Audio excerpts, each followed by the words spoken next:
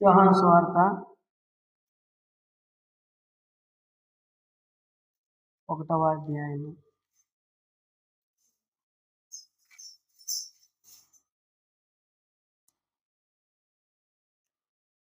మొదటి నుండి సరే 43 నుండి 51 వరకు మార్చి చూద్దాం.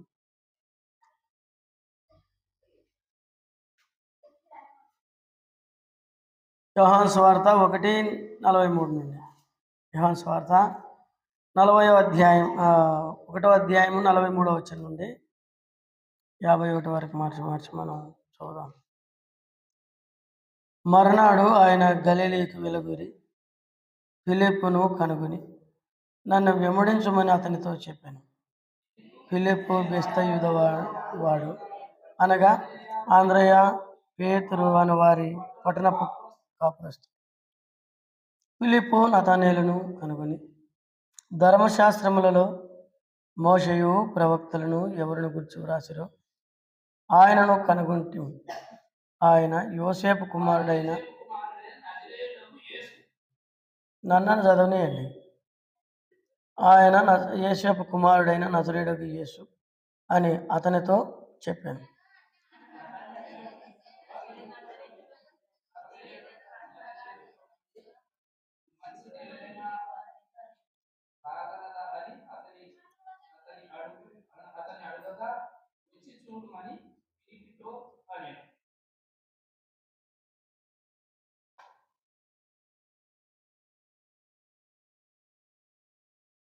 నలభై 47వ వచనం. యేసు నతనేలు తన ఎదుకు వచ్చుట చూసి, ఇదిగో ఇతడు నిజముగా ఇశ్రాయేలుడు, ఇతని యందు ఏ కపటమును లేదని అతని గురించి చెప్పాను. నన్ను నీవు ఎలా ఎరుగదు అని నతనేలు ఆయన అడగా, యేసు ఫిలిప్పు నన్ను పిలవకమునిపే నీవు అంజూరపు చెట్టు కింద ఉన్నప్పుడే నేను చూచితనని అతనితో చెప్పాను. చదవండి 49వ వచనం.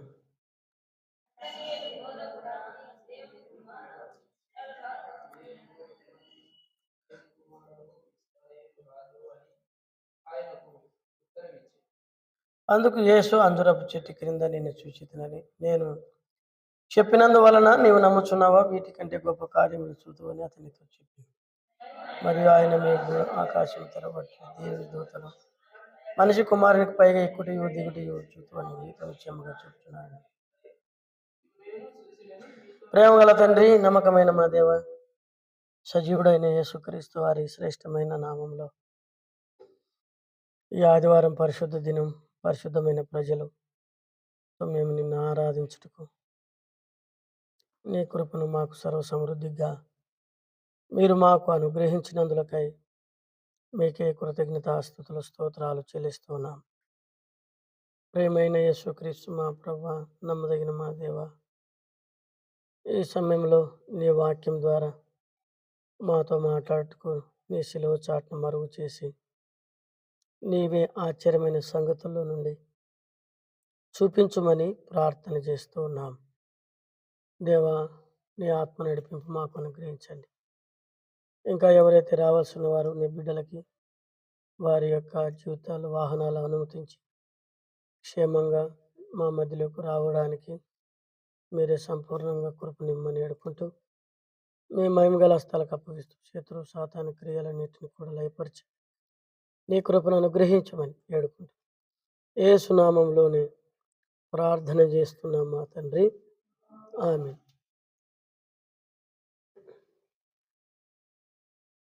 మనము చదివిన లేఖన భాగాలలో మరి ఈ మాట మనం చదువుతూ ఉన్నాము. యేసుక్రీస్తు ప్రభువారు బాప్తిసం తీసుకున్న తర్వాత మరి 3వ నాడు జరిగినటువంటి సందర్భం. 3వ నాడు జరిగినటువంటి సందర్భం ఏమిటి? 3వ నాడు జరిగిన సందర్భం అనంటే ఆయన గలిలయకు వెళ్ళగోరాడంట. ఎక్కడికి వెళ్ళగోరాడు? గలిలయకు. గలిలయకు వెళ్ళగోరిన తర్వాత అక్కడ ఒక వ్యక్తిని కనుక్కున్నాడు. ఒక వ్యక్తిని కనుక్కున్నాడు. ఇక్కడ చూసినప్పుడు ఆ వ్యక్తి పేరు నతానేలు అని రాయబడింది. ఏం పేరు? నతానేలు. ఈ నతానేలు అనేటువంటి వ్యక్తి చాలా అనుమానస్తుడు. ప్రభు కొరకు అనుమానస్తుడే కాదు, ప్రభు కొరకు నిరీక్షించినటువంటి వ్యక్తి. కాబట్టి ప్రభు కొరకు ఎవరైతే నిరీక్షించినారో వాళ్ళలో చాలా కొద్ది మంది మాత్రమే యేసు ప్రభువుని మెస్సీయగా కనుగొన్నారు. మెస్సీయ పుడతాడనేటువంటి ఆ సంగతులు ఆ దినాలలో కొన్ని వందల మంది పెళ్ళిళ్ళు చేసుకోకుండా కన్యలుగా ఉండిపోయినారు. చాలామంది అలాగే నిలబడుతూ పోయినారు. కానీ వాళ్ళందరికీ కూడా దేవుడు అనుమతించబడలేదు. ఒక నిస్సహాయురాలైనటువంటి మరియా అనేటువంటి పేరు కలిగిన స్త్రీని దేవుడు దర్శించాడు. ఎవరు దర్శించినారు? కాబట్టి దేవుడు దర్శించి ఆ దేవుడు మాట్లాడినటువంటి మాటల్లో ఏమిటయ్యా ఆ మాటలు అనంటే, మెస్సయ్య ఈ లోకానికి వస్తాడు అనేటువంటిది. మెస్సయ్య అంటే అభిషిక్తుడు. ప్రభువైన యేసుక్రీస్తు మానవుల కోసము, పాపుల కోసం ఈ లోకంలోనికి వస్తాడు అనేటువంటి సంగతిని ఎత్తి చూపించుటకు ప్రభువైన యేసుక్రీస్తు వారు గలిలయలో ఉన్నటువంటి నజరేతును ఏర్పాటు చేసుకున్నాడు. ఇక్కడ మీకు ఒక సంగతులు కొన్ని చెప్పాలి. మొట్టమొదటిది, గలిలయ అనేటువంటి ప్రాంతాల్లో, గలిలయ అనే ప్రాంత చుట్టుపట్టణాల్లో నజరేతు అనేటువంటిది ఒక చిన్న ఊరు. దాంట్లో సుమారుగా ఒక 50 నుండి ఒక 200 ఇండ్లు 200 వరకు ఉండేవాళ్ళు మనుషులు. వాళ్ళ భాష వేరు, వాళ్ళ నడవడికలు వేరు, వాళ్ళ దేవుని బిడ్డలే, కానీ వాళ్ళు ఎవరితో కలిసేవాళ్ళు కాదు. వాళ్ళు ఒకరి దగ్గరికి వెళ్ళేవాళ్ళు కాదు, ఒకరితో మాట్లాడేవాళ్ళు కాదు. వాళ్ళ జీవన ఉపాధిని పనులు చేసుకుంటూ, చెక్క పని చేసుకుంటూ, పొలాలు పండించుకుంటూ ఒక ఎత్తైన కొండకు ఇలాగున ఇండ్లు కట్టుకొని, కొండకి కట్టుకొని, ఇంటి పక్కన ఇల్లు, ఆ కొండ కింద భాగం ఉన్నంతవన్నీ కూడా పొలాలు చేసుకొని నజరేతును వాళ్ళు జీవించేవారు. ఎందుకు అట్లయినారు వాళ్ళు అనంటే, పూర్వము గలిలయ అనేటువంటి ప్రాంతాల మధ్యలో ఆశ్రయపురాలు ఉండేటివి. ఈ ఆశ్రయపురాలు అనేటువంటివి ఎందుకు ఉండేటివంటే, ఎవరైనా ఎవరినైనా నెత్తిబగలు కొట్టినా, పొరపాటున గుడ్లు జారిపోయి మనిషికి తగలరాని చూడు తగిలి చచ్చిపోయినా,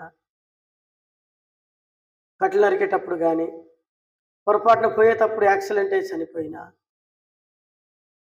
కట్టి పొడుచుకొని చచ్చిపోయినా, మనం తీసుకుపోయే కట్టి కండబోతుంటాం కదా, ఆ కట్టి పొడుచుకొని చనిపోయినా, మనల్ని పట్టుకుని వచ్చి జారి కింద పడి చచ్చిపోయినా, అది కేసు మన మీదకే వచ్చేదన్నమాట. అలాంటి పరిస్థితులు కలిగినటువంటి వాళ్ళు అక్కడికి వెళ్ళి ఆశ్రపురంలో ఉండేవాళ్ళు. తర్వాత యాజకులందరూ చనిపోయిన తర్వాత వాళ్ళు బయటకు విడుదల పొందితే మళ్ళీ పోయి అక్కడ ఉండలేక నజరేతుకు వచ్చి నివసించినారు. బహుశా నేను అనుకుంటాను అలాగనే యోసేపు యొక్క తండ్రులు కానీ వాళ్ళు ఎవరైనా వెళ్ళారేమో కానీ మనకు తెలియదు, కానీ వాళ్ళు అక్కడ ఉన్నారు. అందుకనే నజరేతు అనంటే చాలామంది దాన్ని తృణీకరించేవారు. తృణీకరించేది. మొట్టమొదటిది మంచిది కాదు అనేవారు. మంచిది కానప్పుడు మంచిది కాని దాంట్లో నుండి పరిశుద్ధుడైన దేవుడు ఎట్లొస్తాడని నమ్ముతారు. ఆనాడు ఉన్నటువంటి ప్రవక్తలు కానీ, యాజకులు కానీ నజరేతుని తృణీకరించినారు. అలాంటి తృణీకరించబడిన దాంట్లో ప్రభు ఉదయించినాడు. ప్రభు ఏం చేసినాడు? ఉదయించినాడు. అందుకని రాయబడింది లూకా సువార్తలో, మత్తయి సువార్తలో, నజరేతులో ఉన్న మరియ యొద్దకు యేసు దేవదూత వచ్చి, దయాపాత్రురాలా, నీకు శుభము కలుగునుగాక అన్నప్పుడు ఆశ్చర్యపోయింది ఆయన. ఇది ఎట్లా సాధ్యమైన పనేనా? ఇప్పుడు అలాంటి తృణీకరింపబడినది అది మంచిది కాదు. మనం కూడా ఒకప్పుడు మంచి వాళ్ళము కాదు. ఇప్పుడు కూడా అలాగనే ఉన్నాం. చాలామంది మారినట్టుగా ఉంటారు కానీ వాళ్ళ ప్రవర్తనలో మార్పు కనపడదు.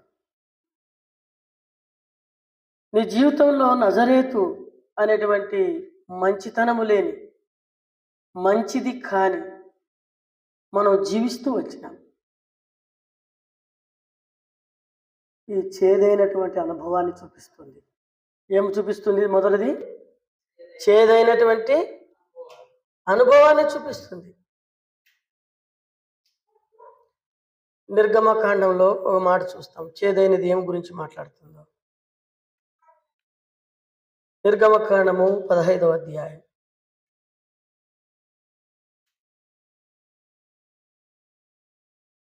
నిర్గమకాండం 15వ అధ్యాయము.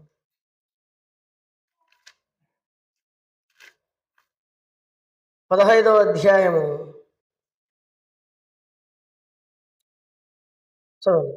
22వ వచనం. మోషే ఎర్ర సముద్రం నుండి జనులను సాగచేయగా వారు షూరు అరణ్యంలోనికి వెళ్ళి దానిలో 3 దినములు నడిచిరి. అచ్చట వారికి నీళ్లు దొరకలేదు. అంతలో వారు మారాకు చేరిరి. అంతలో ఎక్కడ చేరినారంట? మారాకు చేరినారు. మారంటే అర్థం ఏమి? చేదైనది. ఈ చేదు ఎవరు కూడా తీసివేయలేరు.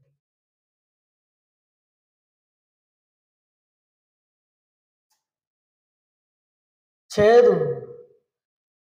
అందుకనే ఒక జంతువును చంపినప్పుడు కానీ, ఒక జంతువును కోసినప్పుడు కానీ, కోడిని మొదలుకొని ఏ పక్షినైనా పోయినా ఏం చేసినా కానీ దాంట్లో మొట్టమొదటి తీసివేసేది ఏంది? చేదైనటువంటి పదార్థం తీసివేయాలి. అంటే ఎవరికి దయ చూపునది, ఎవరంటే ఇష్టపడనిది, ఎవరంటే ప్రేమింపనిది ఈ చేదైనటువంటి అనుభవాన్ని చూపిస్తా ఉంది. కాబట్టి చేదులో జీవించినాము, వంకరగా జీవించినాము, వ్యతిరేకంగా జీవించినాము, నడినెత్తి మొదలుకొని అరికాల వరకు కీడు చేవారముగా జీవించినాము. ఇంకా చెప్పాలంటే ఒక మాట ఉంది దేవుని వాక్యంలో. ఏం మాట అంటే రోమపత్రిక 2వ అధ్యాయంలో ఒక అమూల్యమైన మాట ఉంటుంది. ఆ 3వ అధ్యాయంలో నడినెత్తి మొదలుకొని అరికాల వరకు పాపపు విషముతో నిండాం. అయితే యెషయా గ్రంథం 1వ అధ్యాయం 4వ వచనంలో అంటాడు, అరికాలు మొదలుకొని నడినెత్తి వరకు మంచి స్వస్థత కొంచెమైనను లేదు. ఎక్కడ చూసినా గాయములు, పుండ్లు, పాపపు పుండ్లు, పాపం వల్ల కలిగినటువంటివి. చాలాసార్లు చాలామందిని దుఃఖ పెడతాం మన సునకానందం కోసం. చాలామందిని అవమానిస్తాం, చాలామందిని తక్కువ అంచనా వేసుకుంటాం. వాళ్ళతో నాకేం అవసరం అనుకుంటాం, వాళ్ళు లేకుంటే జరగదా నాకు అనుకుంటాం. మన అవసరానికి అందరినీ వాడుకుంటాం. ఇతరుల యొక్క అవసరంలో మనం పాలిభాగస్తులకు కాలేదు. అలాంటి విషయంతో నిండినటువంటి వారు. పాముకి పండ్లంత విషయం ఉంటే, కేవలము ముందు పండ్లలోనే విషయం ఉంటే, మనిషికి నరనరాన తల వెంట్రుకలు మొదలుకొని అరికాలి గోటి వరకు చేదుతో నిన్ను. ఇప్పుడు ఈ చేదుని ఎవరు తీసివేయగలరు? అందుకని వాళ్ళు ఏమన్నారు? ఆ చేదు నీళ్లు త్రాగలేదంట. ఆ చేదు నీళ్లు త్రాగలేదు. ఇప్పుడు యేసు ప్రభు వాళ్ళు ఏమన్నారంట? మారా నీళ్లు చేదువైనవి గనుక ఏమంటున్నారు? వారు ఆ నీళ్లు త్రాగలేకపోయి అందువలన దానికి మారా అను పేరు కలిగింది. ఫుట్నోట్లు ఏముంది? నిర్గమకాండం 15వ అధ్యాయం మరలా చదవండి. 23వ వచనం. వారు ఆ నీళ్లు త్రాగలేకపోయి అందువలన దానికి మారాను పేరు కలిగింది. 25వ వచనంలో కింద భాగంలో వారు అతడు యెహోవాకు మొరపెట్టినంతటి యెహోవా ఒక చెట్టును చూపెను. ఒక చెట్టును చూపెను. కాబట్టి మంచిది కాని దాంట్లో ఒక చెట్టు మొలిచింది. ఆ చెట్టు ఏం చేస్తుంది అంటే దాని యొక్క కొమ్మ చేదును తీసేసేటువంటిది. చేదును తీసివేసేటువంటి కొమ్మ.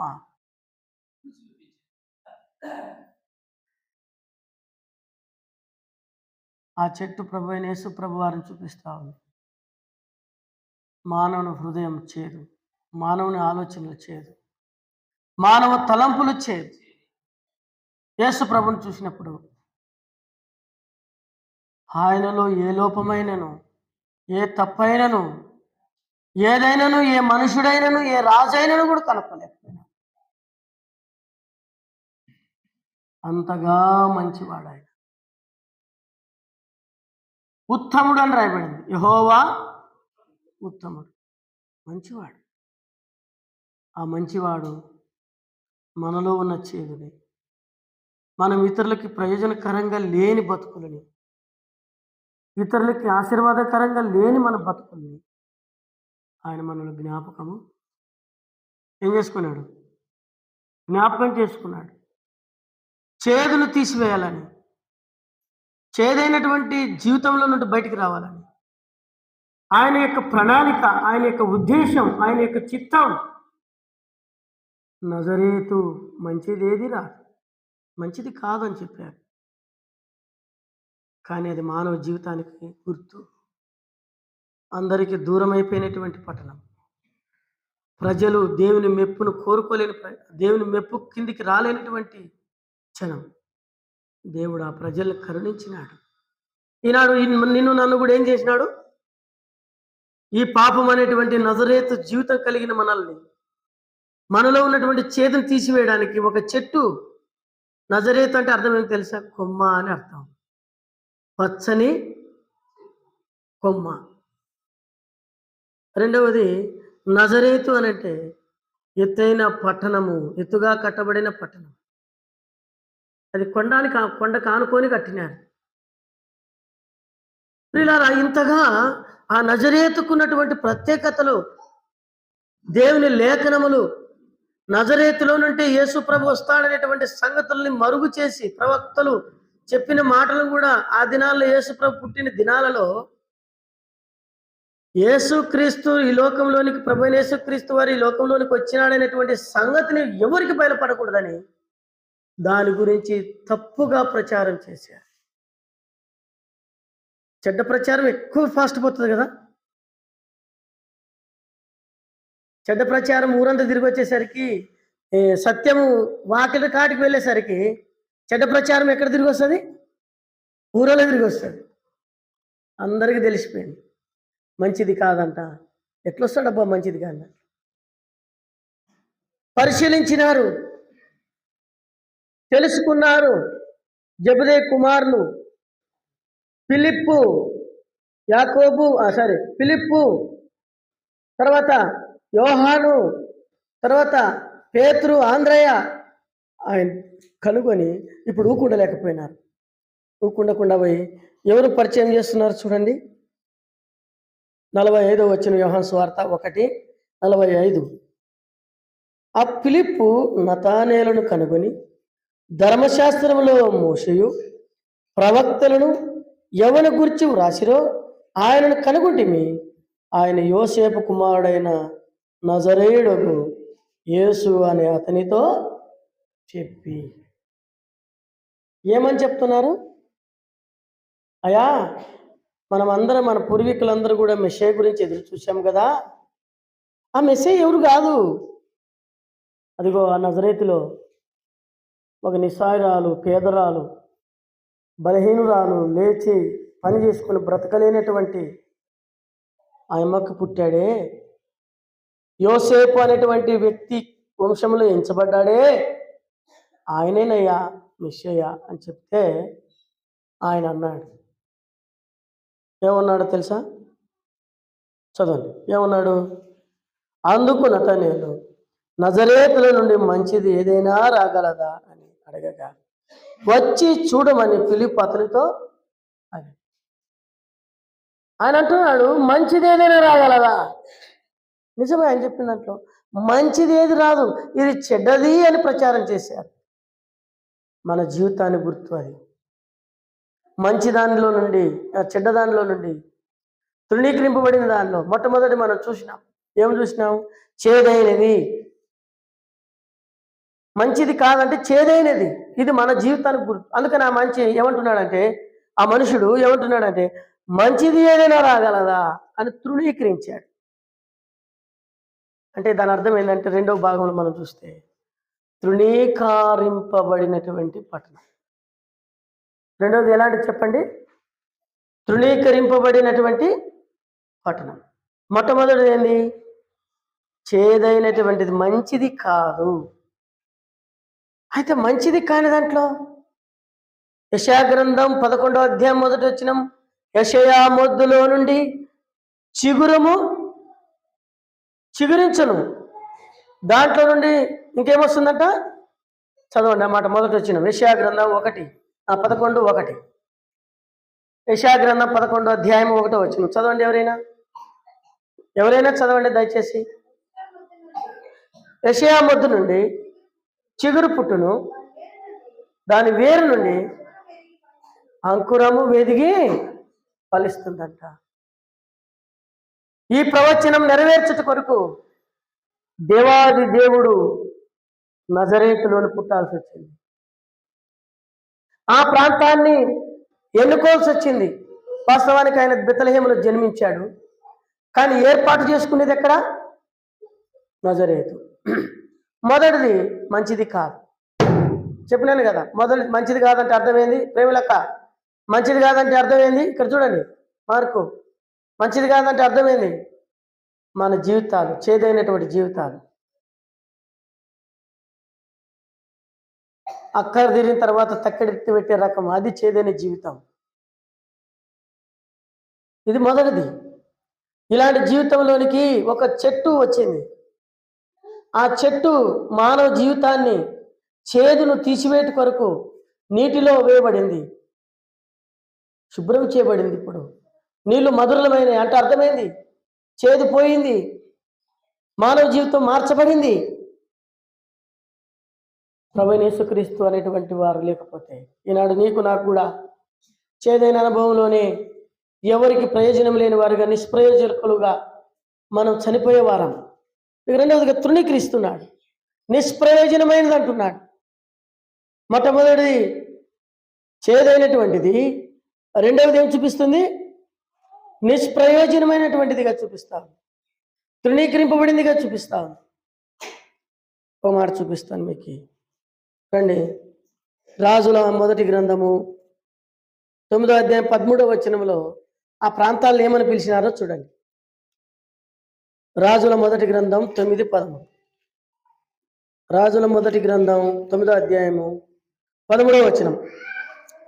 నా సహోదరుడా, నీవు నాకు ఇచ్చినటువంటి ఈ పట్టణములు ఏ పాటివి? నేటి వరకు వాటికి కాబూల్ అనే పేరు. కాబూల్ అనే పేరు. కాబూల్ అంటే అర్థం ఏంటంటే చెప్పండి, నిష్ప్రయోజనం. వాళ్ళు నజరేతుని పిలిచినప్పుడు ఏమని పిలుస్తారంటే కాబూల్ అని పిలుస్తారు. ఇబ్రు పదంలో ఏమని అర్థం? కాబూల్ అని అంటే పిలిస్తే దాని అర్థమేమి? నిష్ప్రయోజనమైనది, ప్రయోజనము లేనిది, ఎవరికి ప్రయోజనం లేనిది. నిష్ప్రయోజకులుగా మనం జీవించినాం. చేదైనటువంటి అనుభవంలో ఉంటిమి, నిష్ప్రయోజకులుగా జీవిస్తేమి, దేవునికి దూరంగా ఉంటిమి. అందుకనే చేదైన వేరు మనలో ఉండకుండా ప్రభువైన యేసుక్రీస్తు వారు తీసివేశాడు. ఇక్కడ రెండవది చూసినప్పుడు మనం ఇలాగున తృణీకరించబడిన కాబూలని పిలువబడాలి మనం. అయితే ప్రభు ప్రయోజనకరమైన నజరేతుగా చేయాలని కోరుకున్నాడు. అందుకనే ఇలాగ ఇంకా కొద్దిగా లోపలికి వెళ్తే చూడండి, యెషయా గ్రంథం 30వ అధ్యాయం 7వ వచనంలో, 30వ అధ్యాయం 7వ వచనం, యెషయా గ్రంథం 30వ అధ్యాయం 7వ వచనం. ఐగుప్తు వలన సహాయము పనికిమాలినది, నిష్ప్రయోజనమైనది. ఐగుప్తు వలన సహాయం అంటే ఒకప్పుడు ఐగుప్తులు జీవించినారు. ఐగుప్తు ఏం మాట్లాడుతుంది? పాత జీవితాన్ని గురించి మాట్లాడుతుంది, పాత ఆలోచనల గురించి మాట్లాడుతుంది, పాత నడవడికల గురించి మాట్లాడుతుంది. ఇది ఆ విధంగా మనం జీవించింటే, ఆ విధంగానే బ్రతికింటే, ఆ విధంగానే మన బ్రతుకులో మనం చాలించి జీవించింటే మనం నిష్ప్రయోజకులమే, సారం లేని వారమే, త్రొక్కివేయబడే వారమే. అందుకనే దేవుని వాక్యంలో మత్తయి సువార్తలు 5వ అధ్యాయంలో అంటాడు, సారము లేకపోతే అది బయట పారవేయబడి త్రొక్కివేయబడేది, ప్రయోజనం లేనటువంటిది, ఎవరికి ఉపయోగమైనది కాదు, దేవునికి ఉపయోగమైనటువంటి వాళ్ళం కాదు. అలాంటి బ్రతుకులు మనవి, అలాంటి దౌర్భాగ్యమైన జీవితాలు మనవి. అలాగే మనము దేవునికి దూరస్థులమైనటువంటి వారం, మనం నిష్ప్రయోజకులము. ఇవి ఏ పాటి? కాబూల్, ప్రయోజనము లేని వారము. చెప్పండి, ఎవరు మనమందరము? ప్రయోజనము లేనివారు. ఎవరు పిలుస్తారు పోండి బయట. గనుక ప్రియులారా, ప్రయోజనం లేని వారము, నిష్ప్రయోజనకమైనటువంటి వారు. ఇక్కడ చూడండి అమ్మా, మిమ్మల్ని కాదు కదా, మిమ్మల్ని పిలిచినారా? కాబట్టి నిష్ప్రయోజనమైనటువంటి బ్రతుకు, నిష్ప్రయోజనమైనటువంటి జీవితాలు ఎవరికి అక్కడికి రాదు. చూడండి, అక్కడికి రాని గురించి మాట్లాడుతుంది. అక్కడికి రానిది, ఎన్నిక లేనిది ఏమవుతుందో చూడండి ఒక మాట. అక్కడికి రాని దాని గురించి సంఖ్యాకాండం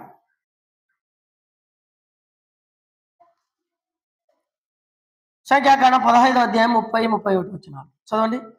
15వ అధ్యాయం 30-31 వచనాలు. సంఖ్యాకాండం 15వ అధ్యాయం, సంఖ్యాకాండం 15వ అధ్యాయము 30-31 వచనం.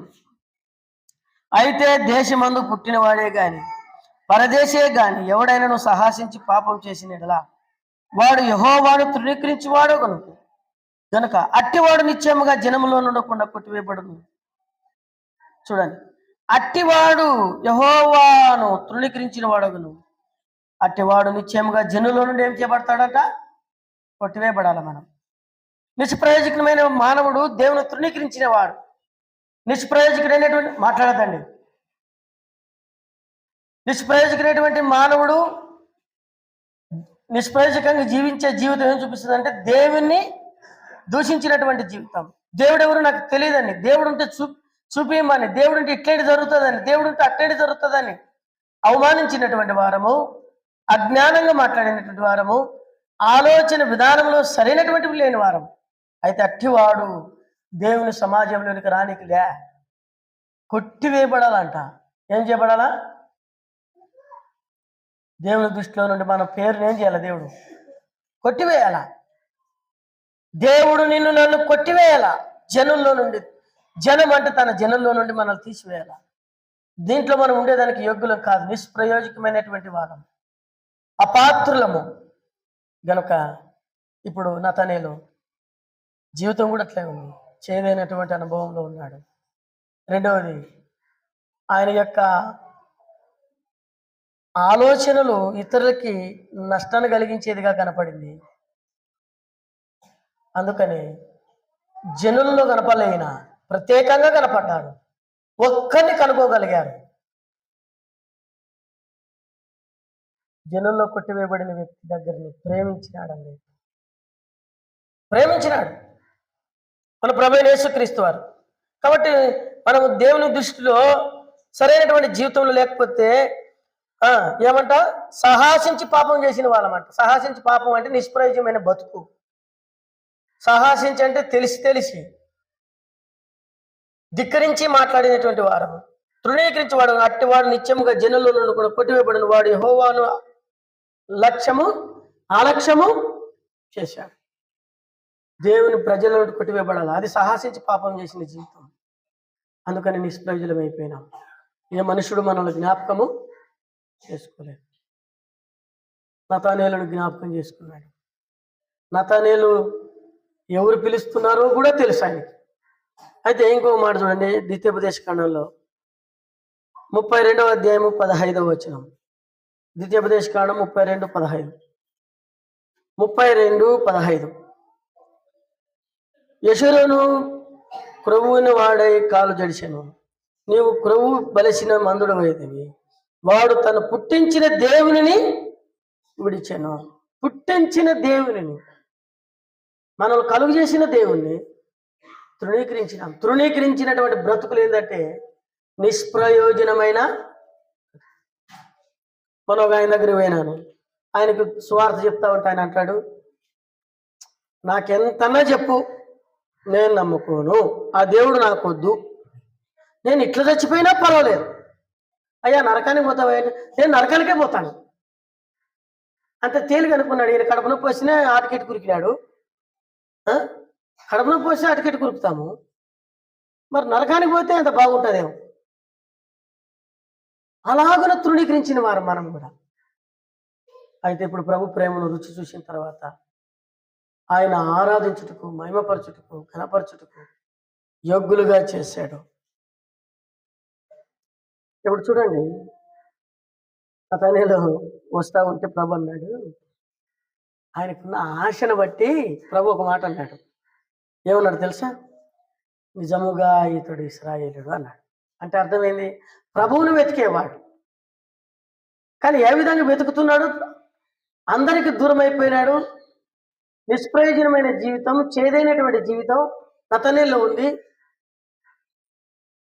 అలాంటి హృదయంతో, పశ్చాత్తాప హృదయంతో దేవుని వెతుకుతున్న వ్యక్తి ప్రభు దగ్గరకు వచ్చినాడు. ఆయనేమో తృణీకరించినాడు. ఏమన్నాడు? నజరేతుల నుండి మంచిది ఏదైనా రాగలదా? రాదు కదా. వచ్చి చూడు. వచ్చినాడు. వస్తూ ఉంటే యేసయ్య ఏమంటున్నాడు చూడండి, 47వ వచనం. యేసు నతానేలు తన ఎదుటికి వచ్చేట చూచి, ఇదిగో ఇతడు నిజముగా ఇశ్రాయేలుడు, ఇతని యందు ఏ కపటమును లేదని అతని గురించి చెప్పాను. మరి ఇందులో ఏం పాపం ఉంది అని అంటే జన్మ పాపం ఉంది. ఏ పాపం ఉంది? నిష్ప్రయోజకుడైన పాపం. ఆ దేవుణ్ణి తృణీకరించినాడు కదా, అందుకు నిష్ప్రయోజకుడైనాడు. రాయా, ఆయన కాటికి రాయా అంటే మంచిదేది రాదన్నాడు. ఇలాంటి నిష్ప్రయోజకుడు జనముల నుండి కొట్టివేయబడినటువంటి వాడు దుఃఖములో, బాధలో, కన్నీళ్ళలో ఉన్నాడు. ప్రభు అన్నాడు, ఇశ్రాయేలులో ఇతడు కపటము లేని వాడు. అంతగా క్షమించినాడు, అంతగా కరుణించినాడు. నా దగ్గరకు రమ్మంటే రాలేదని చెప్పి ఏమనలే ఆయన. ఆ తర్వాత ఏమన్నాడు చూడండి, ఏమన్నాడు? 48వ వచనం. నన్ను నీవు ఎలాగ ఎరుగుదు అని నతానేలు ఆయనను అడగక, యేసు ఫిలిప్పు నిన్ను పిలవక మునిపే నువ్వు అంజూరపు చెట్టు క్రింద ఉన్నప్పుడే నిన్ను చూచితనని అతనితో చెప్పాను. నువ్వు అంజూరపు చెట్టు కింద ఉన్నప్పుడే చూస్తాను. ఫిలిప్పు కాదు నేను పిలిచింది, అంజూరపు చెట్టు కింద. అంజూరపు చెట్టు కింద ఎందుకున్నాడు? ఎవరు లేనివాడుగా, జనం నుండి పక్కకు తొలివేయబడిన వాడుగా. అదొక భాగం. అదే సమయంలో రెండో భాగం ఏం చూపిస్తుందంటే, ఒకప్పుడు సుఖశాంతులతో ఉంటేమి, ఇప్పుడు ఏం లేని వాడినే చెప్పి దుఃఖపడ్డాడు. ఆ మాట చూడండి, రాజుల మొదటి గ్రంథం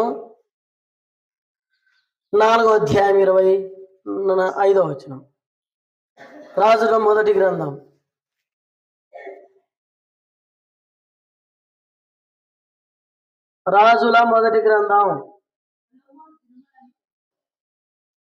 4వ అధ్యాయము 25వ వచనం చదవమా.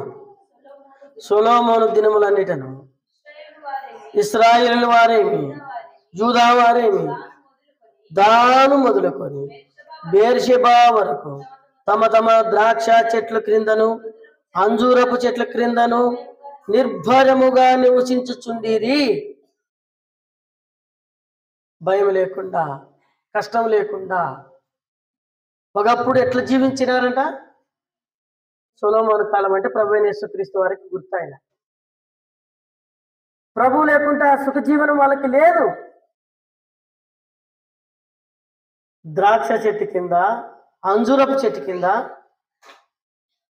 నిస్సహాయుడై తృణీకరింపబడిన వ్యక్తి ఒకప్పుడు ఎంత బాగుంటిమి దేవుని తోడుగా ఉన్నప్పుడు. ఇప్పుడు దేవుని తోడు లేదు మా పితరులకు. మాకు ఆ అంజూరపు చెట్టు కింద వచ్చి కూర్చొని ఏడ్చినాడో ఏమో. ఆ సమృద్ధి ఎక్కడ పోయిందో, ఆ పంటలు ఎక్కడ పోయినాయో, ఆ తొలి దినాలు అనుభవించినటువంటి అనుభవాలు ఎక్కడ పోయినాయో అని చెప్పి అవి గుర్తు చేసుకొని ఏడ్చాడో ఏమో కానీ. అందుకని ప్రభు అంటున్నాడు, ఫిలిప్పు నిన్ను పిలవక మునిపే నువ్వు అంజూరపు చెట్టు కింద ఉన్నప్పుడే నేను నిన్ను చూసినాను అనగానే చెప్పాడు, ఆరాధన చేసినాడు. ఇంకా ఏం చేసినాడు అనగానే ఏం చేసినాడు? ఆరాధన చేసినాడు. ఏమన్నాడు చదవండి. అనగానే ఆ మాట అనగానే ఏమన్నాడు చదవండి. అందుకు యేసు, ఆ అంజూరపు చెట్టు కింద నిన్ను చూచితినని నేను చెప్పినందున నీవు నమ్ముచున్నావా? 49 వచనం.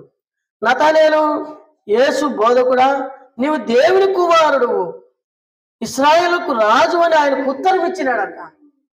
అయ్యా, అంజూరపు చెట్టు గురించి మాట్లాడగానే వెంటనే సరెండర్ అయినాడు. నువ్వే మెస్సీయవు, నువ్వు ఇశ్రాయేలుకు రాజువి, నువ్వు దేవుని కుమారుడివి అని చెప్పినాడు. చూడు ఎంత సడన్గా చెప్పగలిగినాడు. దేవుని ప్రభు యొక్క శిష్యులు కూడా అట్లా చెప్పలేకపోయినారు. అంత యథార్థంగా ఆరాధన చేసినాడు. నువ్వు దేవుని కుమారుడు. చూడండి, నువ్వెవరు కుమారుడివి? నువ్వు దేవుని కుమారుడివి. ఎప్పుడు కూడా ప్రభువైన యేసుక్రీస్తుని ఆయన దేవుని కుమారుడుగా ఈ లోకంలోకి వచ్చాడు. నువ్వు దేవుని కుమారుడివి, నువ్వు మెస్సీయవి, నువ్వే రాజువి అని చెప్పగలిగాడు. నా మీద ఏలికవి నీవే. దేవుని కుమారుడు అంటే అభిషిక్తుడివి, రక్షకుడివి, నన్ను రక్షించడానికి వచ్చినటువంటి వాడివి. అంతేకాదు, నన్ను పోషించేవాడివి. ఆనాడు ఉన్న ఆ దేవుడువు నీవే, ఈనాడు ఉన్న ఈ దేవుడువు నీవే. అక్కడ దాసుల ద్వారా కాపాడావు, ఇక్కడ నీవే స్వయంగా దిగి వచ్చినావు అని చెప్పి ఆరాధన చేశాడు. ఎవరు చేశారు? నతానేలు ఆరాధన చేశాడు. అప్పుడు ప్రభువైన యేసుక్రీస్తు వారు అన్న మాటలు కొన్ని గమనిద్దాం. నీవు వీటికంటే గొప్ప కార్యములు చూసేది. తర్వాత 51 వచనం. మరియు ఆయన మీరు ఆకాశం తెరవబడుటయు దేవుని దూతలు మనిషి కుమారునికి పైగా ఎక్కుటయు దిగుటయు చూతురని మీతో నిశ్చయముగా చెప్తున్నాను. ఆకాశం తెరవబడుతుంది ఒక దినం. మనిషి కుమారుడని ప్రభువైన యేసుక్రీస్తు వారు చూస్తారు. దూతలు ఎక్కుటయు దిగుట, పరలోకానికి నిచ్చెన నేనేం చెప్తున్నాడు అనమాట. యాకోబు దర్శనంలో ఏం కనపడింది? యాకోబు దర్శనంలో ఏం కనపడింది? ఏం చెప్పరే? యాకోబు దర్శనంలో 28వ అధ్యాయం ఆదికాండంలో ఏం కనపడింది? ఆయన దర్శనంలో నిచ్చెన ఆకాశం నుండి కింది వరకు వేయబడింది. అదే మన ప్రభువైన యేసుక్రీస్తు వారికి.